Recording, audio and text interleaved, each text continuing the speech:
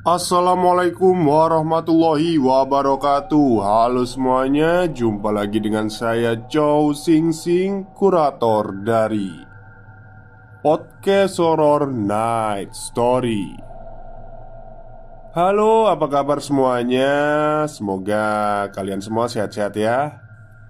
Dan seperti biasanya, pada siang hari ini saya kembali dan akan membawakan sebuah kisah mistis untuk kalian semua.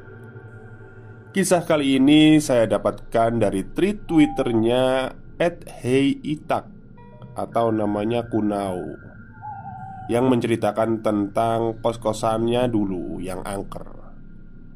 Seperti apa kisahnya? Mari kita simak.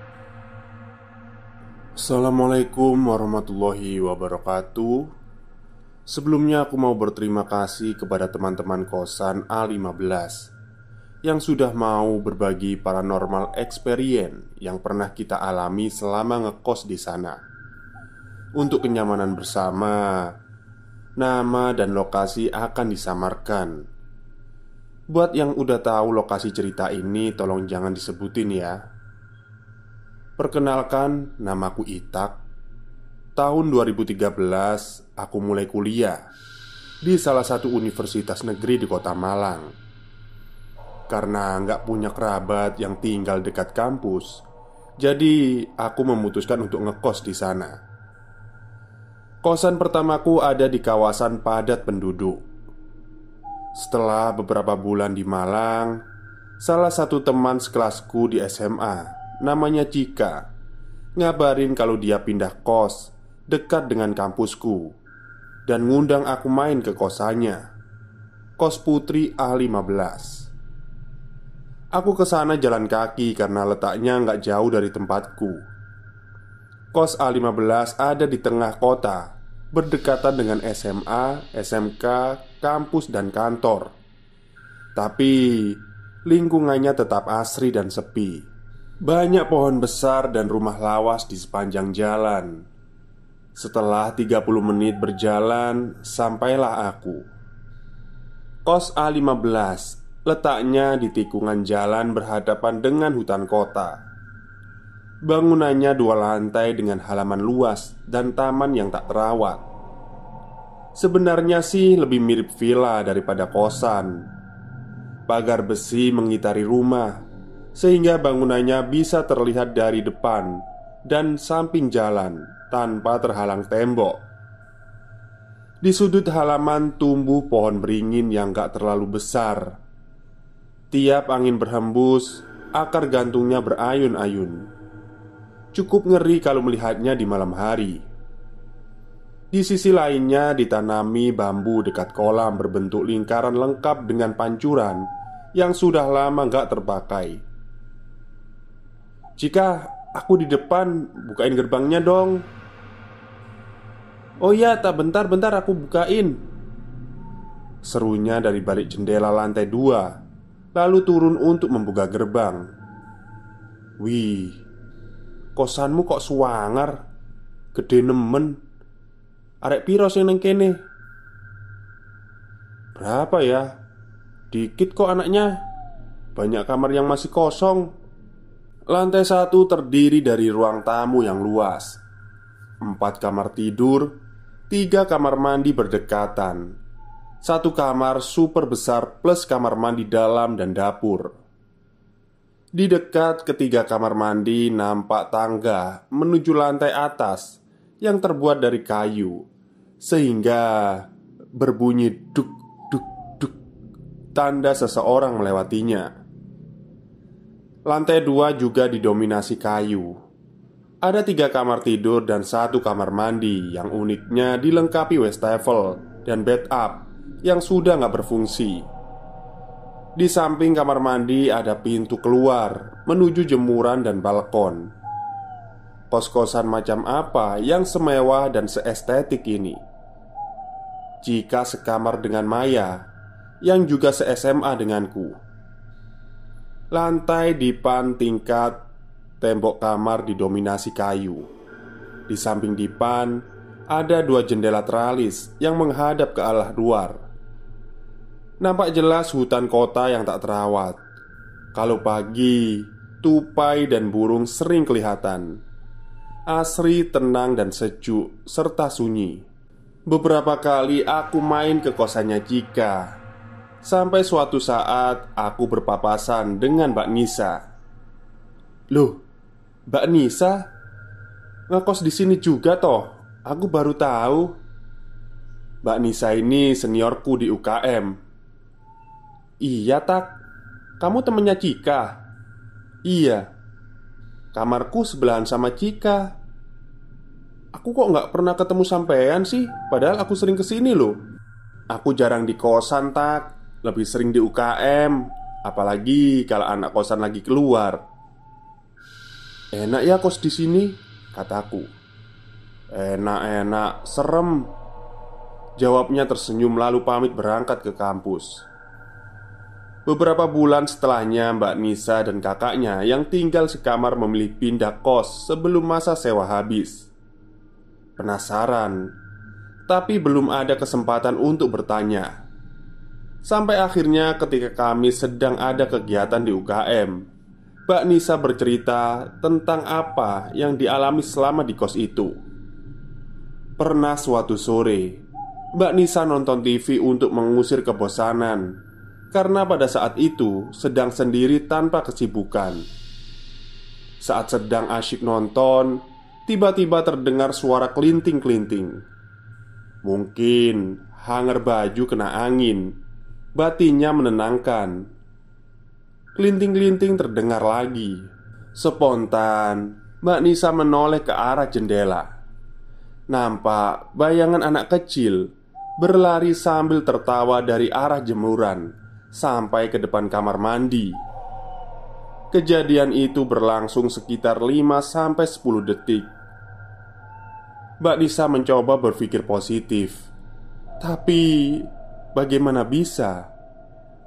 Mbak Nisa itu sekarang ada di lantai 2 dengan jendela menghadap jemuran. Kosan ini tertutup.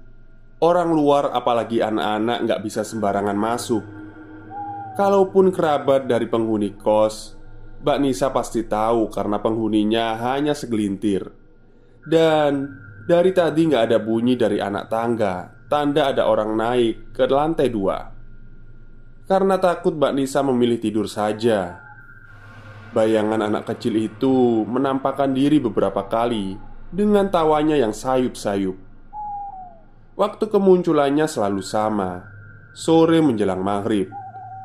Jadi, itu alasan Mbak Nisa lebih memilih berada di sekret UKM daripada sendiri di kos. Senin pagi, Mbak Nisa yang sedang manasin mesin motor dikagetkan tetangga samping kos yang datang menyapa. Gak ada angin, gak ada hujan. Beliau bertanya, Mbak, gak apa-apa nih ngekos di situ?" Tanyanya dengan raut penasaran. "Aman bu, cuma kadang ada suara jemuran kena angin," jawab Mbak Nisa paham arah pembicaraannya. "Hati-hati loh mbak, di rumah ini banyak kejadian." Setelah memberi peringatan tanpa penjelasan, beliau lalu pergi. Mbak Nisa mencoba gak berpikir ke arah mistis. Mungkin karena persaingan usaha, batinnya. Tapi nggak bisa dipungkiri, setelah obrolan ganjil dengan ibu itu, Mbak Nisa semakin was-was. Puncaknya sekitar jam 8. Mbak Nisa yang sudah merasa ngantuk memutuskan untuk tidur lebih awal. Malam itu sunyi. Satu-satunya bunyi berasal dari jarum jam dinding. Beberapa menit rebahan belum juga pulas. Masih setengah sadar, Mbak Nisa merasa ada sesuatu yang membuatnya nggak nyaman. Ketika membuka mata, di samping kasur nampak sosok laki-laki hitam pekat sedang duduk. Sosok itu bersandar dengan lutut ditekuk. Salah satu tangan menopang dagu dan tangan lainnya terbujur lulus. Mbak Nisa membeku setelah berusaha memejamkan matanya Akhirnya Mbak Nisa bisa tertidur. Setelah kejadian itu, besoknya Mbak Nisa demam. Merasa sudah sangat terganggu, Mbak Nisa dan kakaknya sepakat pindah kos, walaupun masih ada sisa beberapa bulan. Singkat cerita, karena suka dengan ketenangan dan kenyamanan kos A15, maka di tahun 2014 aku memutuskan untuk pindah ke sana. Aku ajak temanku Arin untuk pindah dan menempati kamar di samping Cika. Kamar Mbak Nisa dulu. Jadi lantai 2 diisi Cika sekamar dengan Maya dan aku sekamar dengan Arin. Kami menikmati kebersamaan di kos. Cika dan Maya pun jadi jarang keluar. Penghuni lantai 2 hanya kami berempat, serasa rumah sendiri. Jadi aku meragukan cerita Mbak Nisa. Kos ini terlihat suram mungkin karena besar, kurang terawat, dan kebetulan lokasinya di depan hutan kota yang sepi. Kami sering mengundang teman untuk kumpul di ruang tamu, masak bareng, main Uno, nonton. Ya kadang nggak tahu waktu sih. Mereka bebas karena nggak ada penjaga kos. Suatu ketika teman kami pamit pulang dan aku berniat mengantar ke depan untuk membuka gerbang. Saat itu aku sadar, tahu kunciku nggak? Kok nggak ada ya? Lah, terakhir kamu taruh mana? Sahut Arin. Kalau aku tahu di mana ya nggak nyari. Aku pun sibuk mencari. Aku bukain gerbang dulu dong, mau pulang nih. Ya udah, ya udah. Aku mau nganter Timo dulu ya. Abis itu bantuin aku nyari kunci.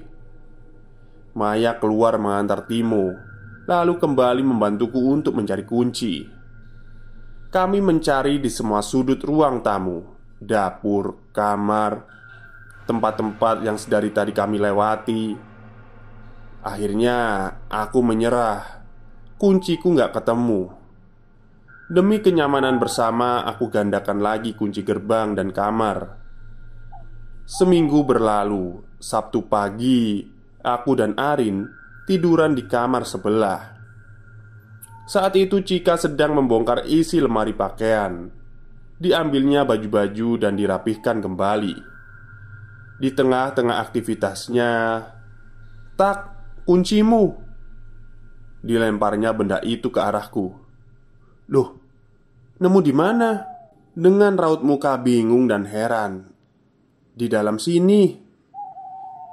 Kami pun berempat diam, berpikir bagaimana caranya kunci itu ada di dalam saku celana yang gak pernah dipakai oleh Cika. Bahkan celana kusam itu berada di tumpukan baju paling bawah.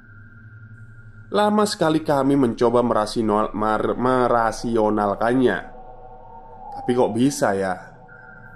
Daripada terus penasaran tapi nggak dapat jawaban, kami abaikan saja kejanggalan itu. Yang terpenting kunci sudah ketemu dan nggak dimanfaatkan oleh orang jahat. Sudah beberapa bulan aku tinggal dan mulai akrab dengan penghuni lain. Salah satunya Monska yang tinggal di kamar bawah. Aku, Maya, Arin, dan Cika beberapa kali main ke kamarnya. Gak sering karena dia juga jarang di kosan. Monska ini salah satu penghuni lama, anaknya cuek. Jadi aku gak menyangka kalau dia sering diganggu di awal-awal ngekos di sini. Dia cerita pengalaman aneh pertama yang dia alami terjadi di malam Jumat. Saat itu Monska lagi senang-senangnya baca novel Sherlock Holmes. Karena keasikan gak sadar kalau sudah lewat tengah malam. Tiba-tiba sayup-sayup terdengar suara gamelan. Suaranya terdengar jauh, tapi semakin lama semakin jelas. Gak mungkin ada kegiatan di sekitar kos, pikirnya. Karena saat itu sunyi, bahkan suara orang atau motor lewat pun gak ada. Suara gamelan itu baru berhenti sekitar jam 3 pagi. Sejak kejadian itu, Monska gak pernah bisa tidur sebelum dengar adzan subuh. Dan gamelan itu suaranya sering muncul semenjak hari itu. Sampai kadang dia nggak menggubris sama sekali, katanya. Lama-kelamaan suara gamelan itu nggak pernah terdengar lagi dan Monska sudah merasa nyaman kembali. Tapi suatu malam, nggak ada tanda gerbang dibuka, nggak ada suara langkah kaki, dan nggak ada suara motor. Sunyi sekali. Tiba-tiba ada suara sapu lidi yang menyapu jalan di tengah malam, terdengar tepat di depan kos. Mungkin tetangga sebelah. Tapi ngapain tetangga sebelah nyapu jalanan di depan hutan kota tengah malam? Katanya pada dirinya sendiri. Hutan kota ini minim penerangan. Satu-satunya sumber cahaya dari kosan kami. Mana mungkin ada yang berani nyapu di situ jam segini. Suara itu terdengar terus selama 30-45 menit. Menghiraukan rasa takut campur penasaran, Monska mencoba untuk tidur. Di tahun 2014, penghuni kos A15 hanya aku, Cika, Maya, Arin, Monska, dan Fatih. Tapi di pertengahan tahun Fatih pindah kos. Akhirnya tersisa kami berlima menghuni kos sebesar ini. Biar gak merasa sepi sendiri, Monska beli kucing kecil, namanya Cino. Berjam-jam aku dan Maya main ke kamar Monska, ngobrol sambil ngelus-ngelus Cino. Tengah hari kami kembali ke kamar masing-masing. Gak lama, Monska manggil kami dari bawah. "Kenapa, Mons?" Monska berdiri di depan pintu kamarnya, terkunci dari dalam. "Aku tadi cuci muka terus mau balik ke kamar, tapi gak bisa dibuka. Padahal tadi pintunya gak ketutup kok. Gimana nih? Kasihan Cino di dalam." Benar-benar terkunci. Kami bertiga pindah ke garasi untuk ngecek kondisi pintu kamar dari jendela luar. Nampak grendel pintu sudah dalam posisi lock. Kami gak yakin ada angin atau apa penyebabnya. Tapi apa Cino yang mainin? Enggak, posisinya terlalu tinggi. Jangankan grendel, naik meja aja belum bisa. Kami mencoba menyentuh slot dengan galah, tapi susah karena gerakan tangan terhalang oleh teralis jendela. Akhirnya kami menyerah. Gak berapa lama Doni, pacarnya Monska, datang melihat kondisi kamar untuk mencari celah. Dia membobol ventilasi dari kamar sebelah dan berhasil masuk serta membuka pintu. Cika dan Arin yang baru datang ikut penasaran. Kami coba geser-geser slotnya. Ih, lumayan seret loh. Tapi kok bisa pindah ya? Pintu kamar Monska jadi topik menarik siang itu. Dan sama seperti kasus kunci dalam saku, kami nggak tahu penyebabnya. Ya sudah, toh Monska sudah bisa masuk ke kamar. Sebenarnya Cika, aku, dan Arin masing-masing pernah mengalami hal aneh saat sedang sendiri. Seperti Arin yang mendengar suara dari dalam lemari baju. Saat itu kosan sedang kosong. Arin pulang untuk makan, sholat, dan istirahat sebentar karena kuliah selanjutnya masih 3 jam lagi. Sudah jadi kebiasaan kalau ada waktu santai dia main game Farm Hero Saga. Gak terasa 2 jam sudah dia main. Lupa kalau masih ada kuliah sore. Tiba-tiba tok tok tok. Refleks Arin nengok mencari sumber suara. Ternyata suara ketukan itu berasal dari dalam lemari. Merinding, dia ambil ransel dan kunci motor. "Oke, aku berangkat," ucapnya gemetar sambil menutup pintu kamar. Karena Arin sekamar denganku, jadi dia cerita duluan ke aku. Mungkin itu suara cicak yang lagi dugem.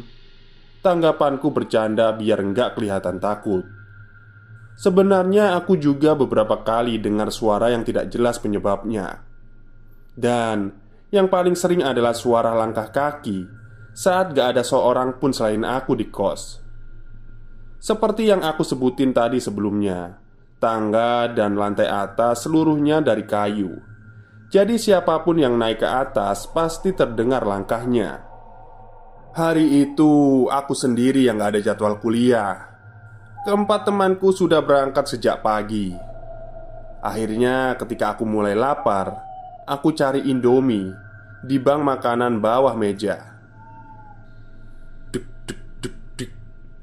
Wah, ada yang sudah pulang nih. Alhamdulillah aku gak sendirian, pikirku. Kebiasaan kami tiap pulang kuliah pasti saling menyapa atau setidaknya ngomel mengeluhkan banyak tugas. Tapi ini gak ada satupun suara dari mereka. Dek, dek, dek. Aku langsung lari ke depan tangga. Dan ternyata gak ada siapa-siapa di sana. Karena sudah terjadi beberapa kali, akhirnya aku kesal dan penasaran. Aku duduk di anak tangga teratas. Kutungguin nih, ayo naik, ucapku kencang. Setelah lama menunggu, suara itu gak lagi muncul. Ceklek. Oh, Maya pulang. Kamu ngapain, Tak? Tadi ada suara orang naik ke sini, padahal gak ada siapa-siapa. Karena penasaran ya aku tungguin. Kucing paling. Kucing? Kucingnya sebesar Timo ya? Kami tertawa. Suara-suara aneh juga beberapa kali didengar oleh Cika. Waktu terjadinya sama seperti Monska, selalu tengah malam. Yang paling Cika ingat adalah saat itu jam 2 malam. Karena kebelet, dia terbangun dari tidurnya. Saat masih mengumpulkan nyawa, tiba-tiba terdengar suara tawa dari arah jemuran. Tawa perempuan yang susah didefinisikan dengan akal sehat. Terdengar seperti campuran suara ketawa, nangis, dan kokok ayam. Kencang dan jelas. Karena gagal membangunkan Maya, Cika gak berani ke kamar mandi, lalu kembali tidur. Menurutku, satu-satunya cara agar tetap nyaman tinggal di sini tanpa merasa takut adalah mengabaikan suara-suara aneh yang muncul. Ya, anggap aja hanya imajinasi. Halah, mungkin apa atau apalah menjadi respon andalan. Bisa jadi si pemilik suara tersinggung karena merasa diremehkan. Jadi, beberapa hari setelahnya gangguan serupa muncul. Saat itu, aku masih terjaga main Twitter. Saat asyik memandang foto-fotonya, membayangkan rasa makanan yang gak bisa kubeli, jariku terhenti oleh suara sayup-sayup. Namun jelas, terdengar suara tangisan perempuan. Suaranya seperti jauh, tapi terasa dibisikkan ke telinga kiriku. Ku pejamkan mata rapat-rapat. Ngapunten, Mbak, ngapunten, rintihku dalam hati. Gak henti-hentinya aku membaca ayat kursi sampai tertidur. Seingatku aku belum pernah menceritakan ini ke teman kosku. Takutnya dibilang kualat. Berbulan-bulan sudah gak ada kejadian aneh lagi. Pikiran sudah bebas dari keparnoan yang gak perlu. Apalagi kami disibukkan dengan tugas kuliah yang gak bisa dibuat santai. Jadi, hampir setiap malam kami keluar terburu-buru, berburu wifi gratis untuk mengerjakan tugas. Seperti malam ini, Arin dan Cika nugas keluar. Tinggal aku dan Maya saja di kos. Maya ketiduran di kamarku. Jadi hanya aku satu-satunya yang terjaga. Biar gak sepi nonton film aja ah, pikirku. Sedari pagi, laptopku di kamar Cika. Jadi aku nonton di sana. Aku duduk bersandar di samping dipan, buka stok film dari harddisk dan pilih Marmut Merah Jambu, film komedinya Raditya Dika. Santai nonton sambil ngemil kuaci. Saat Sedang seru-serunya terdengar langkah terburu-buru dari arah tangga. "Biasa aja, Cik, gak usah perlu lari," teriakku tanpa mengalihkan pandangan dari layar laptop. Cika itu kalau naik tangga memang gak bisa santai. Selang beberapa menit kok ini anak gak masuk-masuk kamar ya. Akhirnya aku pause filmku. Tanpa merubah posisi duduk, ku tengok ke arah tangga. Dan ternyata gak ada siapa-siapa di sana. Akhirnya aku pun ngechat Cika. "Cik, kamu di mana?" "Aku masih di A3. A3 itu salah satu gedung kampus yang ada wifi-nya. Tugasku belum selesai di sini." "Mons, kencanmu masih lama kah?" "Habis ini aku pulang." Semuanya aku chat. Bodoh amat lah. Toh suara semacam ini sudah biasa. Akhirnya aku lanjut nonton lagi. Gak lama kemudian terdengar suara motor dari gerbang. Oh, Monska sudah pulang. Setelah menutup pintu, dia langsung naik ke lantai atas sambil berteriak. "Tak!" Aku kaget dan langsung keluar kamar. Begitu berdiri di depan pintu, kami bertatapan mematung sepersekian detik. "Kamu bau juga nggak?" Aku mengangguk. Bau kemenyan menyeruak sangat kuat. Heran, kenapa bau sekuat ini nggak tercium sampai kamar, padahal pintunya terbuka lebar. Kami ketakutan dan masuk ke kamarku, di mana Maya masih tidur. "Hehe, Mai, bangun Mai, bau menyan." Maya hanya meregangkan badan sebentar lalu kembali tidur. Ya Allah, nih anak. Aneh, bau menyan juga gak masuk ke kamarku. Aku dan Monska gak berani keluar kamar. Seakan ini satu-satunya tempat paling aman.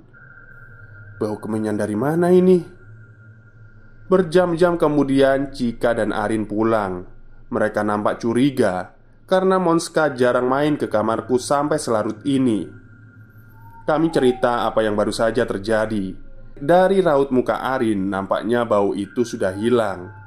"Kok aku doang sih yang gak pernah ngalamin kejadian ini?" "Kamu pingin, Mai?" sahut Arin. "Enggak sih." Di awal tahun 2015, karena satu dua alasan, akhirnya Cika memutuskan untuk pindah kos. Akhirnya tinggal Maya seorang di kamar satu. Dan biaya kos jadi ditanggung sendiri. Sebagai bentuk solidaritas, akhirnya kami bertiga meminta izin pemilik kos untuk pindah ke kamar 3. Dan biaya kos dibagi rata. Sejak awal kamar 3 belum pernah dihuni karena biaya sewanya paling mahal. Mengingat ukurannya yang sangat luas, kira-kira 4 kali 8 meter. Sama seperti sebelumnya, interior didominasi oleh kayu. Seharian kami menghabiskan waktu membersihkan kamar dari debu yang luar biasa tebalnya. Kali ini tempat tidur kami terpisah. Bukan lagi dipan tingkat seperti sebelumnya. Aku dan Maya memilih tempat tidur di samping jendela. Menurutku ini spot terbaik. Membayangkan esok pagi ketika bangun, kulihat pertama adalah dahan pohon, burung dan tupai. Tapi bagi Arin menyeramkan kalau bisa melihat apa yang terjadi di luar sana, sehingga dia memilih tempat tidur di samping lemari. Bulan berikutnya datang 2 penghuni baru, namanya Tiara dan Ayu. Mereka pelajar dari salah satu sekolah sekitar kos. Kami gampang akrab dengan Tiara. Anaknya lucu, jadi kami sering menggodanya dengan sebutan anak kecil. Mereka berdua menempati kamar bawah dekat pintu menuju garasi. Pertengahan tahun 2015, pemilik kos merenovasi rumah. Lebih tepatnya menambah kamar. Ruang tamu luas yang selama ini jadi tempat berkumpul kami diubah menjadi 3 kamar. Tiara dan Ayu pindah ke kamar yang baru jadi. Mereka pilih kamar B8. Tapi gak lama Ayu pindah. Jadi tinggal Tiara sendiri sejak saat itu. Tiara sering main ke atas. Kamar kami yang paling luas ini jadi semacam base camp. Di akhir bulan, kamar B6 dihuni dua pendatang baru. Namanya Lita dan Baby. Mereka bersaudara. Lita teman Maya di kampus, sedangkan Baby adik tingkat Monska. Kos sudah nggak sesunyi dulu. Apa artinya gangguan akan berkurang? Kami berharap begitu. Mbak Mons, jadi nonton apa kita? Sudah 10 menit jari Tiara bermain di atas keyboard, menyelami situs-situs film. Bingung yang mana yang mau ditonton. Inside Out aja lah. Inside Out ini adalah film animasi tentang 5 emosi dasar dalam diri seorang anak yang divisualkan menyerupai karakter lucu. Monska suka film berbau psikologi sesuai dengan jurusan kuliahnya. Tiara mengambil camilan dari bawah meja belajar. Nonton sambil nyemil memang surga dunia. Udara di kamar Tiara malam itu sedikit panas. Mungkin karena sirkulasinya tidak lancar. Jendela kamar jarang dibuka agar nyamuk dan serangga lainnya tidak masuk. Maklum, kosan kami di samping hutan, jadi nyamuknya ganas-ganas. Buka jendelanya, Rah. Gerah nih. Tiara menyibakkan gorden dan mendorong daun jendela. Nampak taman depan yang kurang terawat. Rumput liar mulai tinggi dan daun-daun berserakan. Remang-remang cahaya dari lampu teras masih mampu menyinari sebagian halaman. Badan Tiara menegang. Keringat dingin mengalir di pelipisnya. Di sana di antara bambu dan kolam berdiri sesosok laki-laki. Perawakannya tinggi kurus dan mukanya hancur. Darah membasahi bajunya yang putih compang-camping. Sosok itu meringis menatapnya. Lama lalu menghilang. Tiara kesulitan berbicara. Gak percaya dengan apa yang dilihatnya. Monska memegang bahu Tiara, mengguncangnya beberapa kali sambil memanggil-manggil namanya. Tiara gemetar hebat. Malam itu Monska menemani Tiara sampai tertidur. Esok paginya Tiara cerita apa yang dilihatnya kemarin. Sepertinya mereka mulai berani berkenalan dengan penghuni kos yang baru. Baby salah satunya. Baby merasa ada yang gak biasa dari kosan ini, karena hampir setiap malam dia mendengar suara orang yang menyapu jalan. Tapi malam ini lain lagi. Saat Baby sedang chattingan asyik dengan pacarnya selagi menunggu Lita pulang dari kegiatan organisasi. Karena Lita ini memang anggota aktif dan sedang persiapan untuk lomba. Jadi hampir setiap malam pulang itu larut. Jarum sudah menunjukkan pukul 23.45. Tapi Lita belum juga pulang. Akhirnya dia mencoba merubah suasana agar tidak terlalu sepi. Baby memutar lagu dari playlist laptopnya. Gak berapa lama Baby dikagetkan dengan suara tawa dari arah taman. Seperti tawa anak kecil sedang bermain. Ramai sekali. Tapi masa sih ada anak kecil main jam segini? Di depan kos orang pula. Penasaran dan merasa terganggu. Saat itu juga Baby membuka jendela kamar. Pandangannya menyapu ke arah sumber suara tadi. Tapi sepi. Gak ada siapapun di sana. Padahal tadi jelas-jelas ada suara anak kecil. Wah, gak bener nih. Dia menutup jendela kamar rapat-rapat dan langsung tidur. Kak Mons, kemarin malam aku dengar ada suara anak kecil main-main di taman depan sana. Padahal itu udah jam 12:30 loh. Pernah juga tengah malam aku dengar suara orang menyapu. Sama seperti suara langkah kaki di tangga ini. Ah, udah biasa itu, biarin aja. Teman-teman kami yang pernah berkunjung ke kos A15 hampir semua berkomentar. Kok kamu betah sih di sini? Ya, nyatanya kenyamanan kos ini mengalahkan kengerian yang kami rasakan. tahun 2016 Arin pindah kos. Otomatis biaya sewa kamar yang semula ditanggung bertiga menjadi tanggungan berdua. Karena aku dan Maya keberatan, maka kami pindah kamar. Kami pindah ke kamar B3 dekat dengan Monska. Di 2016 pula, penghuni kosan A15 bertambah dari kalangan pelajar dan mahasiswa pasca sarjana. Maka hampir seluruh kamar di lantai 1 terisi penuh. Oke, dari 2016 kita lompat ke 2018 aja ya. Karena di tahun 2017 aku dan Maya sudah lulus kuliah. Dengan begitu selesai sudah masa kami di kosan A15. Sementara Monska memutuskan untuk pindah. Jadi di sini aku sebagai penyampai kisah dari penghuni baru. Kamar B7 kini terisi oleh Kak Kenny dan Kak Rani. Kak Kenny cerita waktu nempatin kamar itu, Kak Rani pernah bermimpi didatangi sosok perempuan berambut panjang. Perempuan itu menatapnya tanpa bicara satu kata pun.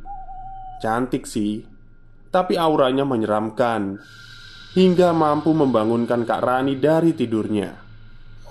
Ketika membuka mata, badan Kak Rani nggak bisa digerakkan. Sakit sekali. Lalu, dari celah di antara daun pintu dan lantai, Kak Rani melihat ada bayangan hitam seperti sepasang kaki berdiri dari balik pintu. Lama sekali berdiri di situ. Kak Rani berusaha membangunkan Kak Kenny, tapi nggak mampu. Lalu bayangan itu beranjak pergi. Seketika itu juga badan Kak Rani terbebas, nafasnya tersengal. Saking takutnya Kak Rani membangunkan Kak Kenny dan menceritakan apa yang baru saja terjadi. Karena Kak Rani gak nyaman di kamar itu, akhirnya mereka memutuskan pindah ke kamar B3, kamarku setahun terakhir. Kak Kenny percaya dengan apa yang dialami oleh Kak Rani. Karena gak sekali dua kali matanya menangkap bayangan hitam masuk ke kamar mandi yang ada di depan kamarnya. Padahal gak ada siapapun di situ. Sore itu mendung, nuansanya mengundang kantuk. Kak Kenny hampir tertidur kalau saja tidak ada kegaduhan dari garasi dan suara kaki yang mondar-mandir. Sepertinya Pak Beno, pengelola kos, lagi beres-beres perkakas. Pak Beno jarang mengunjungi kos. Paling-paling datang kalau ada masalah atau mau menagih uang sewa. Itulah mengapa kami tidak akrab, bahkan ada yang menghindari beliau. Hening. Sepertinya Pak Beno sudah pulang. Pak Beno, tadi sore kesini Ran. Untung gak ketemu kamu. Maksudnya? Kan kamu tahu dari tadi aku di teras sama anak-anak. Gak ada tuh Pak Beno datang.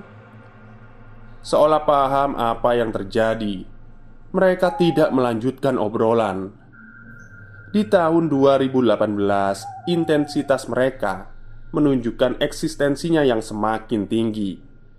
Baby lah yang paling terbuka menceritakan pengalamannya. Kak Itak, pernah dengar suara orang lari di tangga nggak? Biasanya jam 1 atau jam 2 malam. Itu aku dengar langkah kaki di tangga, bolak-balik terus-menerus. Makin lama makin kenceng. Pernah juga, dari tangga itu ada bayangan putih melayang, nembus ke kamar mandi atas. Serem banget deh. Dan yang buat aku paling gak nyaman itu suara keran air dibuka. Ada mungkin kejadiannya 3 kali. Yang pertama waktu semester 5. Kan lagi banyak-banyaknya tugas tuh. Jadi aku sering begadang. Biar gak sepi, aku suka play lagu di laptop. Sekitar jam 3 pagi, aku dengar ada suara keran air. Kuturunin volume laptopku. Kedengaran jelas banget dari arah dapur. Lama bener gak berhenti. Kalau ada yang nyalain keran pasti aku juga dengar suara pintu terbuka atau suara langkah kaki. Tapi itu gak ada. Posisinya kosan lagi sepi. Tinggal kakak-kakak di depan kamarku. Yang lainnya juga pada pulang kampung. Dan yang kedua, aku dengar sama teman kerjaku. Aku ajak 2 orang nginep di kos. Waktu itu kita pulang jam 11 malam. Kita nggak langsung tidur, tapi nonton drakor dulu sambil makan mie. Tiba-tiba aku dengar suara air nyala dari keran taman yang dekat gerbang itu. Siapa tuh Beb yang nyalain air di luar?" kata temenku. Di situ aku refleks buka jendela dan gak ada siapapun di sana. Ya udahlah, daripada takut, akhirnya kita lanjut nonton. Dan yang terakhir kejadian waktu aku lagi skripsian. Sekitar jam 1 aku mau ke kamar mandi, cuci muka sama gosok gigi. Nah, pas aku tutup pintu kamarku, aku dengar suara itu lagi dari dapur. Karena sudah nanggung, udah keluar kamar juga, jadi aku beraniin ngecek ke sana. Dan beneran Kak, posisi air di dapur itu masih nyala kenceng, padahal nggak ada orang. Akhirnya aku matiin terus balik ke kamar, nggak jadi cuci muka. Pokoknya deg-degan parah. Aku kunci kamarku dan kupaksa tidur. Pernah aku dianterin pulang sama teman kuliahku. Dia bisa lihat yang begitu itu. Katanya sih sudah biasa. Pas perjalanan, kita masih ngobrol ketawa. Ketawa terus sampai nyampe di depan kos. Pas di depan kos, dia diem gak berani ngomong. Besoknya baru dia cerita kalau di depan pagar kita, pagar besar yang deket kolam itu, ada banyak bener. Tapi katanya gak ganggu. Sebelum bangunan ini berdiri, katanya mereka udah ada di situ. Nah, yang bikin dia diem itu dia lihat kakek-kakek di sekitaran bambu di situ. Yang bilang kayak gini, ada 2 orang Kak. Yang kedua temanku cewek. Kalau nggak salah di bulan Oktober 2018. Waktu itu aku sama temen-temenku kumpul di teras. Kita latihan nyanyi buat acara kampus. Ya namanya latihan nyanyi pasti berisik toh. Salah satu temanku yang cewek ini indigo. Dia awalnya biasa saja, tapi lama-kelamaan dia diem. Aku tanyain kenapa. Dia jawab jangan ribut dulu. Nah pas dia ke kamarku, dia cerita kalau ada yang ngintipin kita dari balik pohon bambu. Dan katanya di dekat kolam itu banyak banget. Bentukannya nggak karuan. Dan di dalam sana juga ada makhluk besar gitu. Mereka ngeliatin wujudnya ke temanku ini karena mereka merasa terganggu dengan penjaganya dia. Selama ini kita sebatas dengar suara aja kan Kak. Nah, yang tahun lalu itu parah banget. Aku pulang kerja jam 7:30. Di sebelah kamarku itu ada anak baru. Mereka lagi undang teman-temannya kumpul. Ribut gitu, ada yang berantem. Tiba-tiba salah satu cewek itu jerit, kenceng banget. Aku kira main-main, ngeprank atau apalah. Lama-lama kok nangis. Ternyata dia kerasukan. Untung waktu itu ada keluarganya kakak-kakak pasca yang dibantuin. Si cewek itu diurut, badannya dikosok pakai bawang. Gak lama dia kejang-kejang, kuat banget. Yang megangin sampai 4 orang. Abis itu dia diem terus pingsan. Sumpah Kak, itu pertama kali seumur hidupku ngelihat langsung orang kesurupan. Ya cukup parah sih. Aku gak menyangka kalau cerita dari Baby akan se-ekstrim ini. Ternyata paranormal experience-ku di kos selama ini gak ada apa-apanya. Hal pertama tweet ini tayang, aku dapat chat dari Cika. Dia bilang kalau ada teman kerjanya yang tinggal di dekat kos kami. Namanya Mbak Desi. Coba kamu hubungi Tak. Mungkin kamu bisa dapat penjelasan tentang semua yang kita alami. Aku coba chat Mbak Desi untuk berbagi cerita. Orangnya ramah dan sopan. Mbak Desi bekerja di salah satu kantor media terkemuka. Tugasnya mencari berita di ranah pemerintahan kota Malang. Kalau sedang banyak liputan, jangan harap pulang tepat waktu. Seperti malam itu, pukul 1:30, Mbak Desi baru pulang atau keluar dari kantor. Jalanan sudah sepi. Udara dingin menemaninya di sepanjang perjalanan pulang. Akses terdekat ke rumah Mbak Desi ditutup kalau sudah lewat jam malam. Jadi kalau ambil jalan memutar, Mbak Desi mengendarai motornya melewati hutan kota dan kosku. Sampai di tikungan, nampak jalan dihiasi akar-akar gantung dari pohon beringin yang tumbuh di halaman kos. Akar gantungnya menjuntai, sebagian melewati pagar sampai ke jalanan. Kira-kira jarak 2 meter. Mbak Desi sadar ada yang aneh. Dia melihat salah satu bagian akar gantung itu ada yang berwarna hitam, lebih panjang dan tebal dari yang lain. Ya Allah, ternyata itu rambut. Karena sudah terlalu dekat dan gak bisa menghindar, rambut itu menyentuh wajahnya. Terdengar kikih tawa seorang perempuan. Suaranya lantang, refleks. Mbak Desi tancap gas. Kejadian serupa juga dialami oleh temannya. Jadi sudah 2 orang yang mengalaminya. Cukup menguatkan bahwa itu bukan sekedar halusinasi.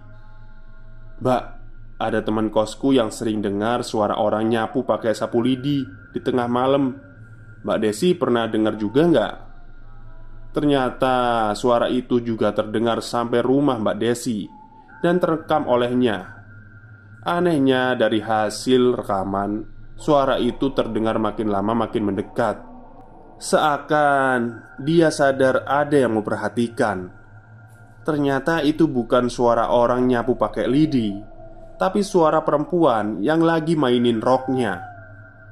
Allahu Akbar, jariku gemetar. Makin gampang tipu, tapi aku paksa untuk terus bertanya. Aku ingat tentang tetanggaku yang memperingatkan salah satu penghuni kos agar hati-hati, karena pernah ada kejadian. Jadi aku tanya ke Mbak Desi kejadian apa yang dimaksud. Jadi dulu salah satu rumah di daerah ini pernah kemalingan. Warga yang mendengar teriakan dari pemilik rumah langsung melakukan pengejaran. Gak lama maling itu ditemukan di tengah jalan, di depan rumah kosong yang sekarang disebut kos A15. Dia pingsan, masih setengah sadar. Maling itu diringkus warga dan dibawa ke pos kampling. Setelah dia benar-benar sadar, warga tanya, "Ngapain habis nyuri kok pingsan di tengah jalan?" Si maling cerita, sewaktu dia lari melewati tikungan, dia mendengar ada suara tawa terkikih. Dia perlambat langkahnya untuk melihat sumber suara itu. Dari jendela lantai 2 kamar rumah kosong itu berdiri sosok perempuan. Perempuan itu menatapnya. Dia tersenyum sambil memiringkan kepala dan menyisir rambutnya dengan jari-jari. Tawanya terdengar lagi dan maling itu pingsan. Muncul di kepalaku pertanyaan, sebenarnya ada apa dengan bangunan kos kami? Bukan salah bangunannya, tapi tanah di sekitarnya. Dimanapun tanah yang bau darah itu agak angker, jawab Mbak Desi. Rumah Mbak Desi salah satu rumah yang tertua. Kakeknya yang pertama kali mendirikan rumah di lokasi yang semula adalah area persawahan. Lahan ini sebetulnya jatah bagi tentara perang. Ya, kakeknya adalah tentara yang pernah bertugas di peperangan 10 November dan Operasi Irian Jaya. Beliau yang membuka lahan, mengaspal dan mengalirkan listrik. Kalau kata orang Jawa, babat alas. Ada rumor yang bilang kalau area persawahan itu sempat terjadi penguburan korban perang. Masuk akal karena kawasan ini berdekatan dengan salah satu lokasi pertempuran tentara Republik Indonesia Pelajar. Yang jelas tempat ini banyak banget penunggunya. Terus suara gamelan yang kami ceritain di treat itu mereka lagi pesta, kata Mbak Desi. Mungkin benar masih banyak kejadian seram yang dialami teman-teman kos yang mungkin warga sekitar nggak bisa diceritakan di sini. Akhirnya terjawab sudah rasa penasaran kami. Dari kisah ini semoga bisa diambil hikmahnya. Bagi siapapun yang merasa sebagai pendatang harus jaga perilaku. Kita nggak tahu sejarah di balik tempat kita berpijak. Kalaupun kita sudah sopan tapi masih ngalamin hal yang aneh, mungkin mereka hanya ingin menunjukkan bahwa mereka itu ada. Kalau kata Mas Dodit Mulyanto, tanah adalah tetap, manusia yang berubah-ubah fungsi dan apa yang ada di atasnya. Di bawah tanahmu terpendam sesuatu dari pendahulumu. Sekian kisah kos angker A15. Terima kasih dan selamat malam.